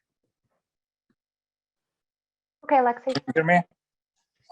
I just wanted to clarify that if you put in a language only the FDA approved vaccine, so that would exclude Moderna and Johnson & Johnson, and a lot of people are vaccinated with those, would that mean they would have to go and revaccinate with Pfizer vaccine then?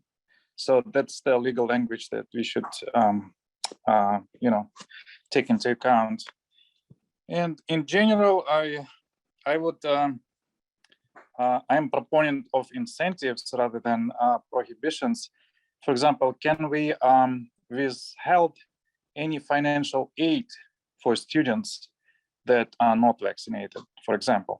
Thank you. Thank you. Next is Reagan Curtis. Okay, Reagan.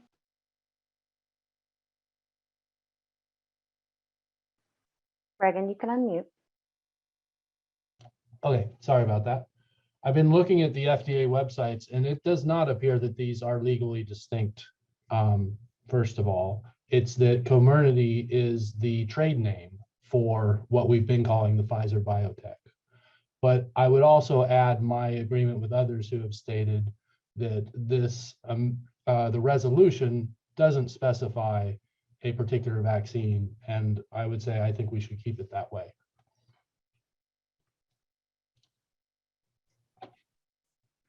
Okay, it looks like Trevor may be ready to share some language. Yeah, so we Trevor, talked and it was clarified that the resolution itself, my comments were on the whereas portion. So I think it has been clarified in my mind that the resolution itself doesn't specify which vaccine specifically they take. So that was my only concern. As far as my other comments, my only concern at this point is if WVU faces any legal liability from mandating a vaccine. Can anybody sue if something does potentially happen? Again, I don't know if anything will. I'm just saying, if something were to happen, is there a legal issue with that? But I removed my motion to change the resolution. I don't know what else I need to do, but. Okay, so we can drop the amendment pending no one has any other motions about that. And understanding. And understanding. That the amendment means you can take that anyone. Do you want me to? Yep. Okay. Anne's going to pop on here again. We're getting pretty technical with parliamentary procedures. So the understanding will be that we that the language as it is right now would mean that any vaccine would suffice if we were to do this mandate. So if people only want to have the FDA approved one, that's fine. If you want the Moderna, that's fine, but we don't need to worry about putting something in below the whereases because those are just factual statements. So unless someone disagrees with that, I think we can go forward with that understanding. And now that is on the record, and that's what we'd be voting on. So if you would like to move forward, or if you would like to close that, please lower your hands. If you are going to bring something else to the table, then you can keep your hand raised.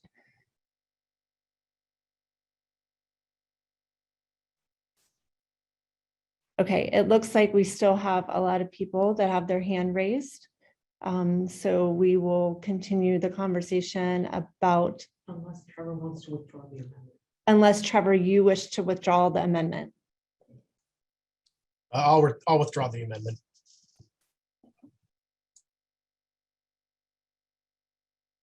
He's muted. Oh, Trevor, you're muted. I don't know if you're waiting. Sorry, or can you hear? Okay, you're ready I to withdraw talk. the amendment. Yeah. Does that work?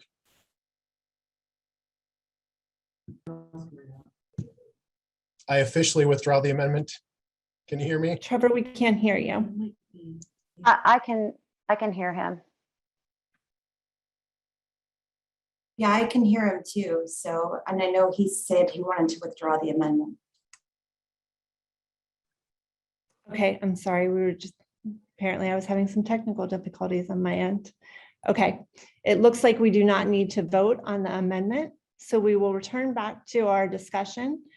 This is still, we are finishing up the list of people that pre-registered prior to the meeting. Julie, do we still have people that are on that list? We have just one. Valeria Grasenko. Let me unmute you. All right, Valeria, you have the floor. Hi, I'm an associate professor in the School of Medicine and Department of Human Performance. I would like to add that over 700 colleges and universities in the US in 41 states have already approved COVID-19 vaccination mandates. That includes all the bordering states of Kentucky, Ohio, Virginia, Pennsylvania, and Maryland. And in West Virginia, Bethany College and University of Charleston have already approved the COVID-19 vaccination mandates. So I do support the vaccination mandate, and I do not believe that we will lose any students because of implementing this mandate, and we might gain some. Thank you. Thank you. Now that all the registered speakers have shared, we will open up the meeting to additional people who wish to speak. Once again, you need to raise your hand and be called upon. At that point, you will be recognized and unmuted, and you will have 90 seconds to speak. It looks like Drew Nix is at the top of the list. Okay, Drew. Can you hear me okay? Yes. Okay, so I'm going to go back to what I think Andrew Rhodes and a couple of other people talked about. I just, the last section, be it resolved, the faculty assembly supports mandatory COVID-19 vaccinations. I think somewhere in there, we need to clarify that it does not have to be Pfizer. I know several people have said this already, but I just think it's very vague. And if you read it from top to bottom, there's a bunch of statements of fact, and then there's this resolution, and we've mentioned the Pfizer vaccine twice. Would you like to propose an amendment? Yeah, I think that we should clarify the be it resolved, that somehow in there we put in that it's any current vaccine on the market, essentially. I don't know the exact language to put in there, but if that could be amended so that it makes it clear that it does not have to be Pfizer. And I know several other people have mentioned this as well. And that's all I have. Or emergency basis. FDA approved or emergency basis?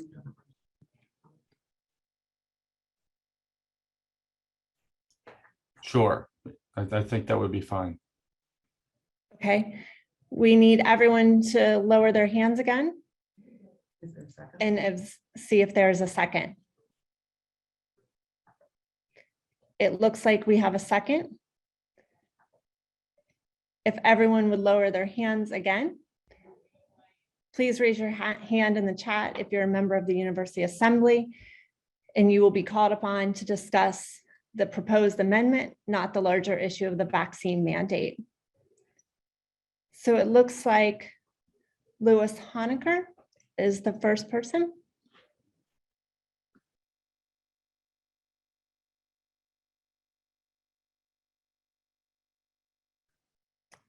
Okay, it looks like Louis disappeared. Sherry Steinman.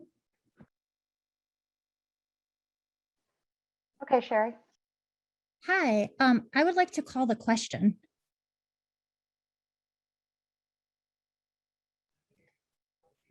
Sherry, for clarification, you are calling to return us back to the original resolution to cease conversation? I am. Okay, just one moment. Thank you.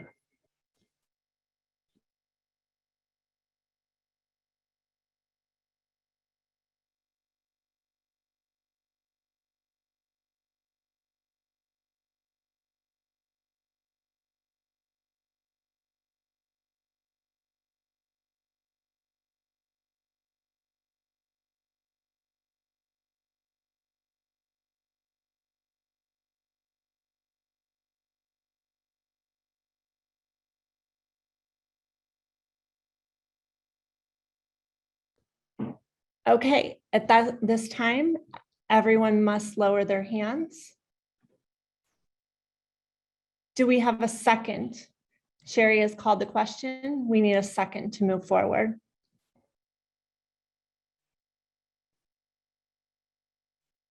Okay, it looks like we have a second. We will move on to a vote. We need a vote on on whether or not to do the question, but it needs to be restate. We need to vote on whether, right now, whether or not to vote on the amendment as is, okay? You want me to do Yes. this? Okay. We are now going to vote on the actual question. There's no amendment has passed, so it would be as is. It's already on the record that as is would include Moderna and the other ones, but some people are uncomfortable with that. So if you're uncomfortable, then you should not vote on this and call the question afterward on the amendment. But right now, what you need to do is that there will be a vote. You need 2/3 to go forward on whether or not to vote on the original proposal, which would, so you're just voting on whether or not to vote. All right, if that makes clear. So we're only voting on whether or not to cut off discussion now. If you want to continue discussion so as to clarify this point, you should vote against that. It will take 2/3 to vote. Okay, 2/3 to, in other words, to get to the actual question. If that's not clear, please state something now so I can restate it.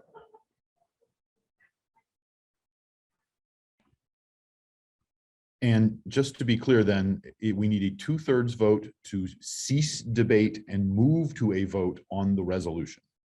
Correct. And the resolution will not have any of the amended language.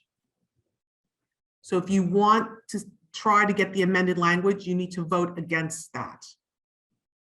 So it doesn't go to the vote on the actual resolution.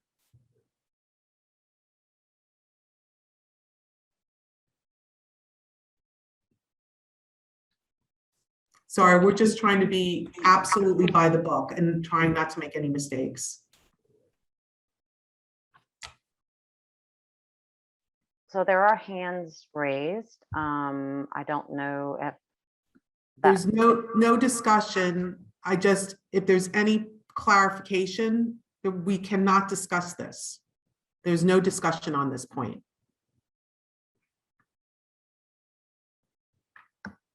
So do we go to our hands up?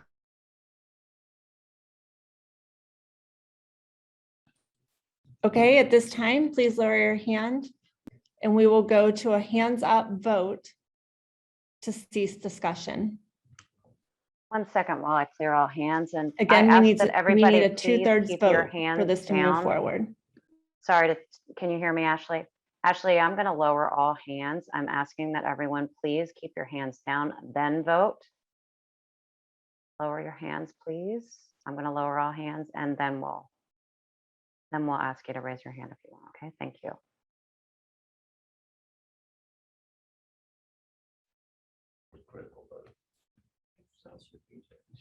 And just to be clear, only people who are members of the faculty assembly should be voting when we open this for people to vote.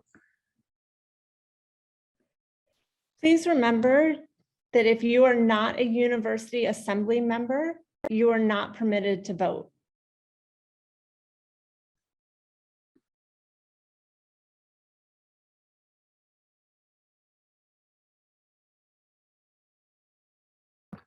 Okay, since there was someone still said that he was confused, I'm just going to say it one more time. Right now, the resolution has not been amended. When someone calls the question and it's seconded, it means under Robert's rules that we have to go immediately to, as we previously stated, we would go immediately to the resolution. So that is what the person intended to do, because that person's not speaking up saying they made a mistake. So that's what the person intended to do. We have a second. And so we need to vote now on whether or not to stop discussion.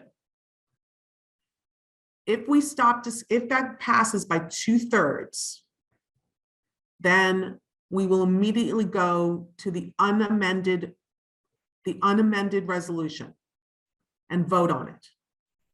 And then that's a separate vote. If that does not pass, if that call the question vote does not pass by 2/3, then we will continue to have discussion, including suggested language for an amendment based on concerns.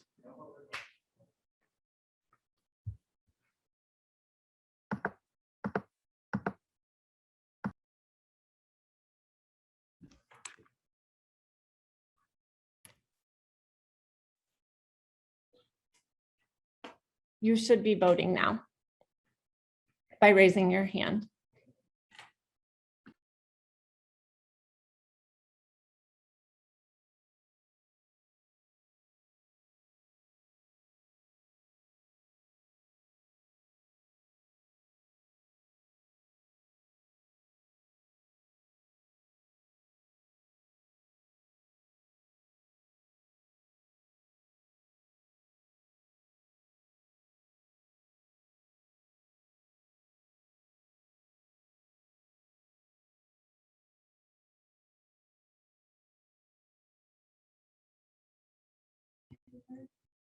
Just to clarify one final time, if you raise your hands, you're voting to end all debate on all the discussions and move immediately to a vote on the resolution unamended because no other amendments have passed.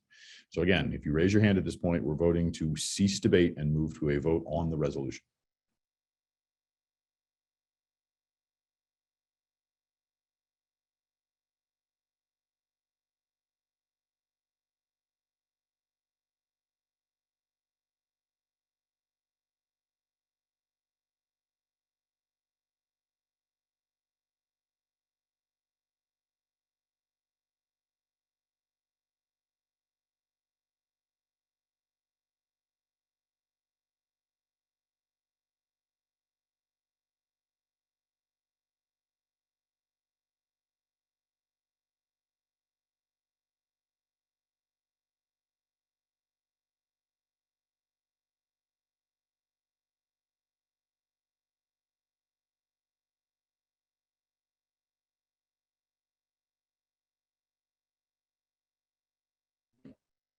Okay, it looks like we do not have enough to move forward.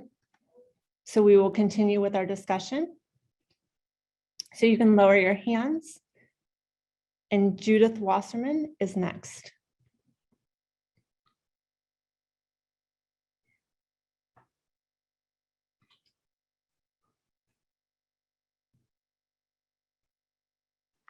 Okay, Judith.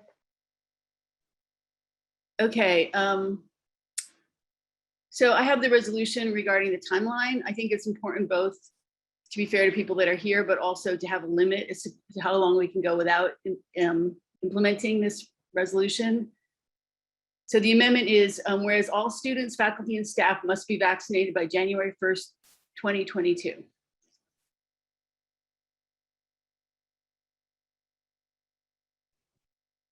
Judith, would you drop that in the Q&A too? It sounds like you had that typed out. Would you be able to drop that in the Q&A too? Sure. Thank you.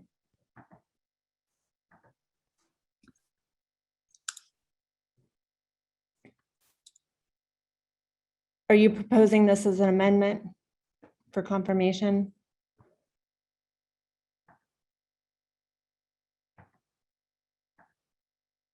Yes, I am. Okay. I need everyone to lower their hands again. We need a second to that.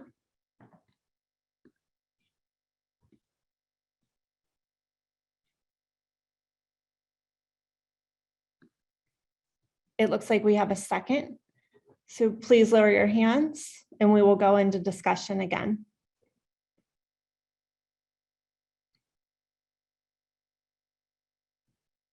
Okay, we'll start with Karsten Millsman.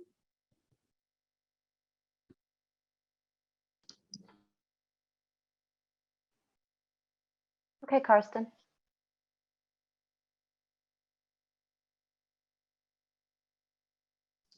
Okay, I think now it should work. Is that right?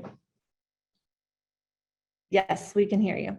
Okay, I think this should be not a whereas statement because it's not a statement of fact. I think it should be moved into the be it resolved that we support mandatory vaccinations by January 1st, if that's what we want. It should not be a statement of fact because it's currently not a fact. Thanks.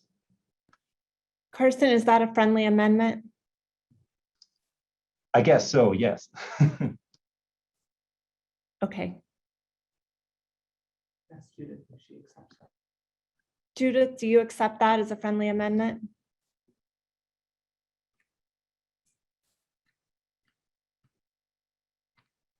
Yes, I do. And I just put it in the chat like that. Thank you. All right, we will move on in our discussion to Teresa Giobia.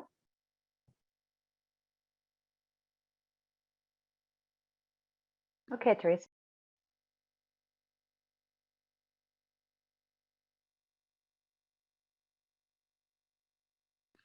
Teresa, we can't hear you. Would you unmute, please?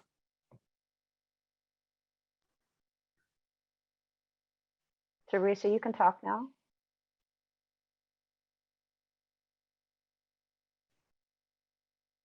She may have stepped away. We may need to move on. Okay. Next would be James Seichmeyer. Okay, James.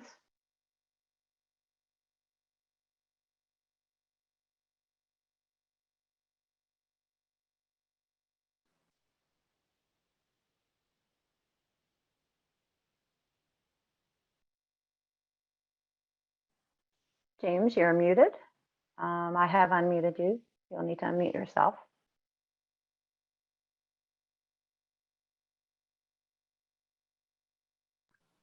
Okay, well, oh, James, you ready? No, nothing to say at this time.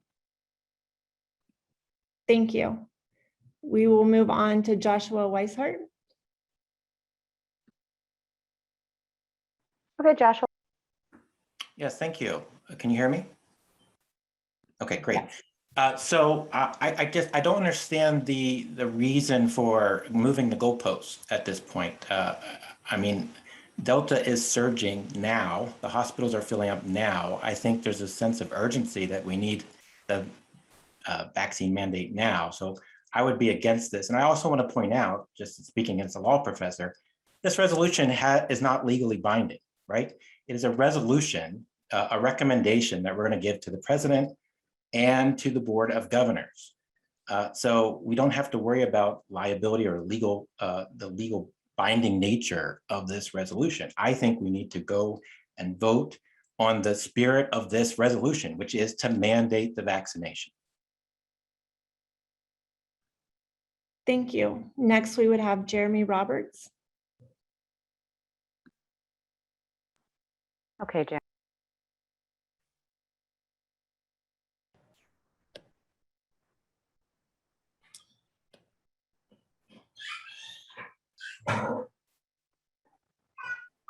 We can hear you, Jeremy.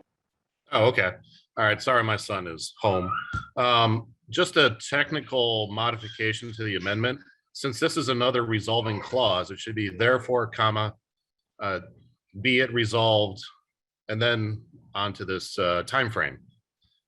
That's all I want to offer as, I guess, a friendly amendment in a technical capacity. That's all.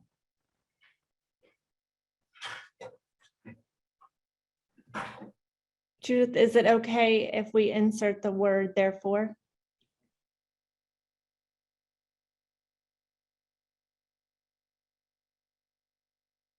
Yes, that's fine. I just had a question for the law professor, because I thought, that is a great point. I just wondered if putting it in, having basically a due date, it's not only like a by date, but also a due date, that they could accept it and say, well, we won't do it until, September of 2022. Do you think it would be useful to have kind of a due date on this as well? Or to anybody, sort of a question about it?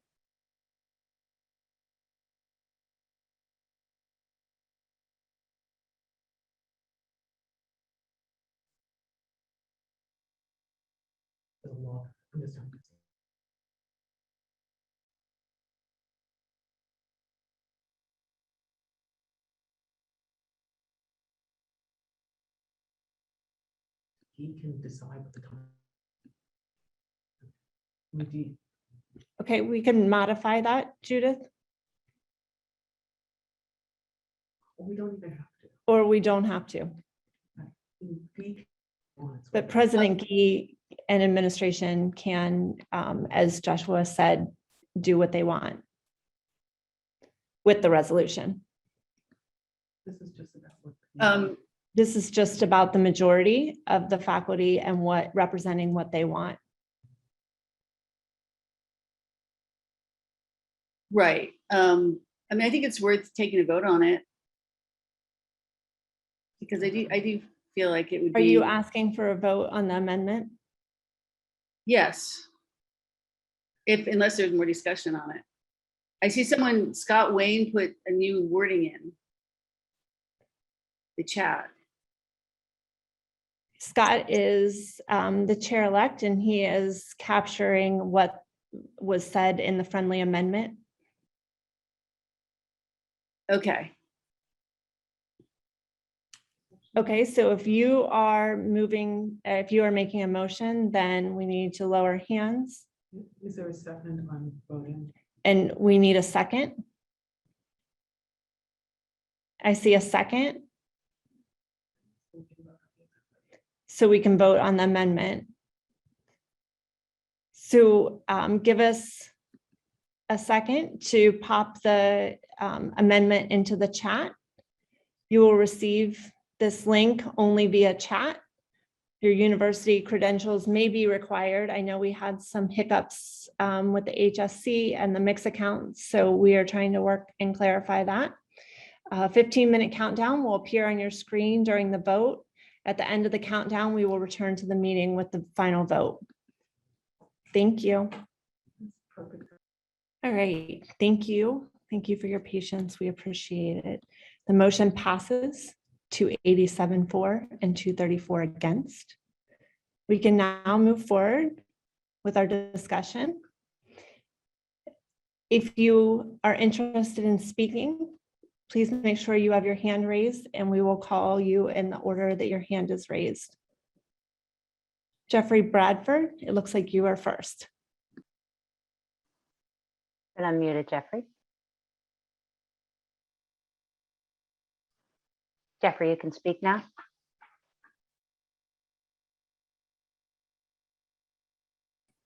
Sorry, no comment or question to make. Thank you. We will move to Mary Strife. Go ahead, Mary.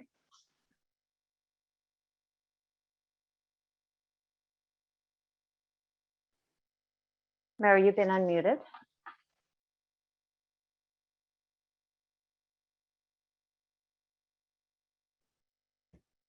Okay, just a reminder too, I know that the meeting is rather long and we appreciate your time being here, but we do need a quorum to vote on the resolution at any time. So just an FYI about sticking around for a few more minutes. So next we have Ashley Bredenberg. Go ahead, Ashley. I did not realize my hand was raised. I apologize. Okay. Thank you. We'll move to Michelle Eccles. Go ahead, Michelle.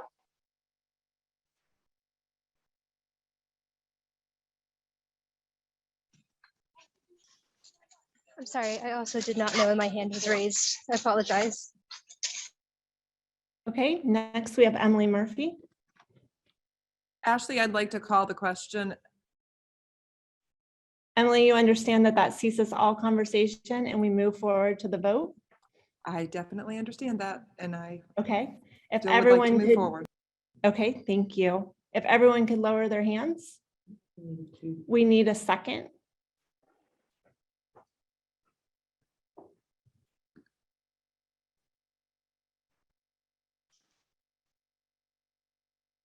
Okay, it looks like we have a second. There is no debate on this. We will go immediately to a vote, which will again be dropped in your chat. with the Google form. Because we're stopping discussion, the vote is to vote on The vote is to stop the discussion and move to the vote on the resolution. So again, the vote is to stop the discussion that we are having completely and to move forward with the final vote on the resolution. So we are going to drop that in the chat. We will close, we will postpone the meeting for about 5 minutes, and then we will come back together to announce the final vote.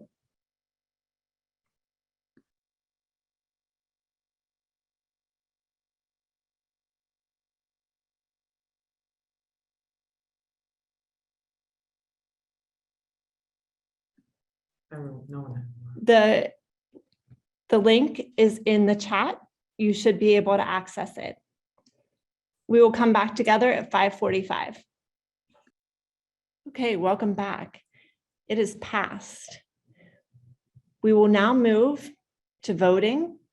So this vote, you will receive an email from the faculty listserv with the Qualtrics link in the next several hours.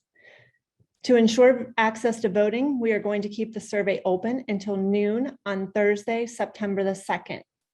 Voting rights are conveyed to anyone considered to be a member of the University Assembly, which includes full-time tenured and tenure track faculty, full-time teaching faculty, full-time service faculty, full-time research faculty who report through a department chair or directly to the dean of the college.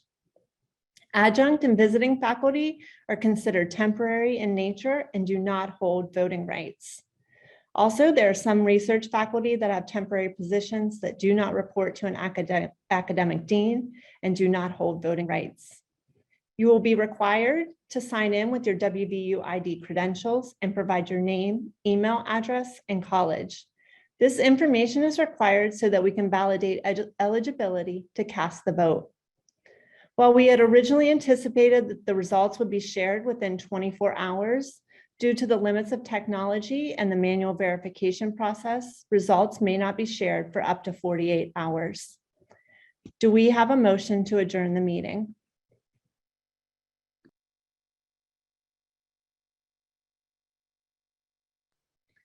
Brad Humphreys.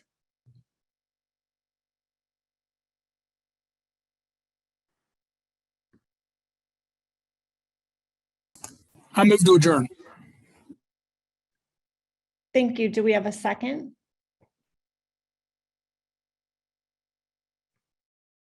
Okay, it looks like we have some hands raised. The meeting has ended and you will receive that email as a University Assembly member within the next few hours. It may possibly be until tomorrow morning before you receive that email. Thank you for coming. We appreciate your time on this Wednesday afternoon. You should have asked.